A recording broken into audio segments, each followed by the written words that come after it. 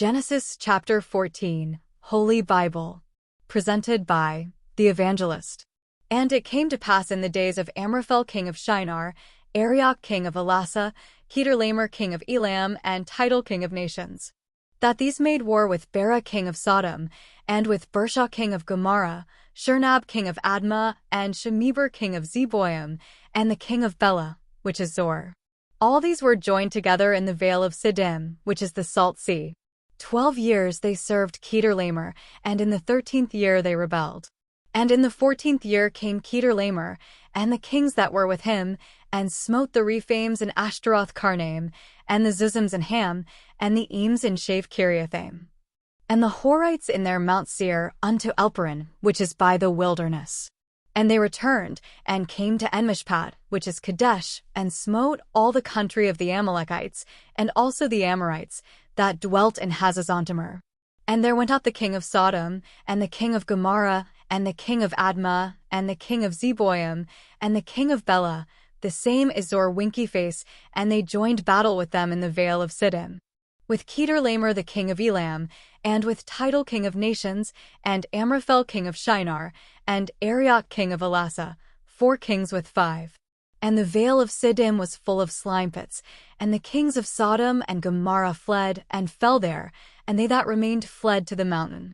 And they took all the goods of Sodom and Gomorrah, and all their victuals, and went their way. And they took Lot, Abram's brother's son, who dwelt in Sodom, and his goods, and departed. And there came one that had escaped, and told Abram the Hebrew, for he dwelt in the plain of Mamre the Amorite, brother of Eshcol, and brother of Aner, and these were confederate with Abram. And when Abram heard that his brother was taken captive, he armed his trained servants, born in his own house, 318, and pursued them unto Dan. And he divided himself against them, he and his servants, by night, and smote them, and pursued them unto Hobah, which is on the left hand of Damascus. And he brought back all the goods, and also brought again his brother Lot, and his goods, and the women also, and the people. And the king of Sodom went out to meet him after his return from the slaughter of Kedorlaomer, and of the kings that were with him, at the valley of Shave, which is the king's dale. And Melchizedek king of Salem brought forth bread and wine, and he was the priest of the Most High God.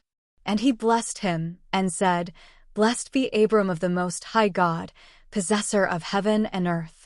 And blessed be the Most High God, which hath delivered thine enemies into thy hand. And he gave him tithes of all. And the king of Sodom said unto Abram, Give me the persons, and take the goods to thyself.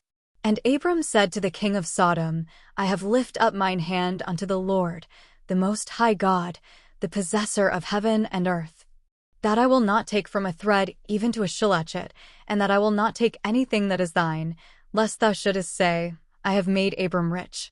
Save only that which the young men have eaten, and the portion of the men which went with me, Aner, Eshcol, and Mamre, let them take their portion. Genesis chapter 14 narrates a battle between 4 kings and 5 kings in the region near the Dead Sea. Lot, the nephew of Abram, later known as Abraham, is captured during this conflict. Abram mounts a daring rescue mission with his trained servants, successfully defeating the enemy forces and liberating Lot and the other captives. Following his victory, Abram is blessed by Melchizedek, the king of Salem and a priest of God. He refuses to accept any spoils from the king of Sodom, affirming his allegiance to God and his reluctance to be indebted to anyone but the Almighty. This chapter showcases Abram's courage, faithfulness, and righteousness in the face of adversity. Please like, share, and subscribe my channel for more videos.